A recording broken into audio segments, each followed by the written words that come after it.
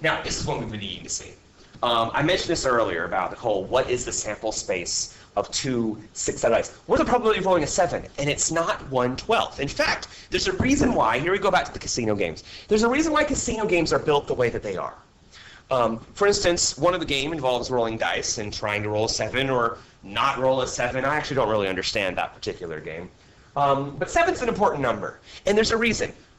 7 is the most likely number to roll if you roll two six-sided number cubes. Uh-oh, it says die up there. It's not supposed to say that. Okay. So that doesn't make it more than 50% likely. Like, I'm not saying if you roll a die, you're probably going to roll a 7. It's not at all what I'm saying. You're probably not going to roll a 7. But of any particular number, it's the most common. But how can that be? There's only 12 numbers. Well, let me show you what the sample space looks like.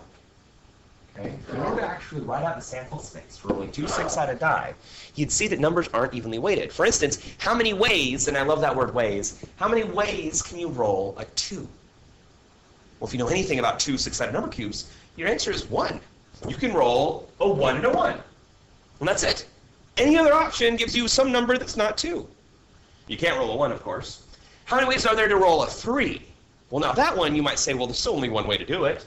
There's a 1 and a 2. Well, yeah, or, and probability distinguishes these, a 2 and a 1. 1, 2, and 2, 1 are not the same roll. Okay, probability tracks those two dice separately. The fact is, you are twice as likely, yes, twice as likely to roll a 3 as you are a 2. Okay, there are 2 ways to roll a 3. There's only 1 way to roll a 2. It's pretty neat. Anybody play Settlers of Catan? I know it's a really nerdy game, but that relies on these probabilities. If you're a player of Settlers of Catan, this particular problem is going to blow you away. Okay, dang, Robert. Okay. So how many ways are there to roll a 4? Well, you might say, okay, I'm smart enough. I know there's 2 ways to roll a 4. 2 and a 2, or a 3 and a 1. Actually, that's in a bad spot. Let's put that 3 and a 1 down here. Or a 1 and a 3. Turns out 4 is even more common than 2.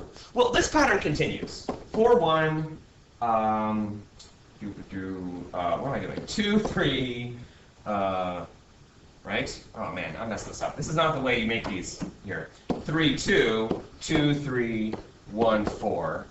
Okay? Got 4 ways to roll a 5. 5, 1, 4, 2, yep, and 3, 3, and 2, 4, and 1, 5. There are 1, 2, 3, 4, 5 ways to roll a 6. And then finally, here's the payoff. 6, 1, 5, 2, 4, 3, 3, 4, 2, 5, and 1, 6. There are a whopping 6 ways to roll a 7. 6 ways. And so the probability of rolling a 7 is 6 out of, well, I'll be honest, you can do the math on the rest of these. I will leave this to the listener here. But when you fill in the rest of those, you're going to have a 6 by 6 chart. There are 36 ways for this to happen. Now, remember how I told you? If you roll die, you are probably not going to roll a 7.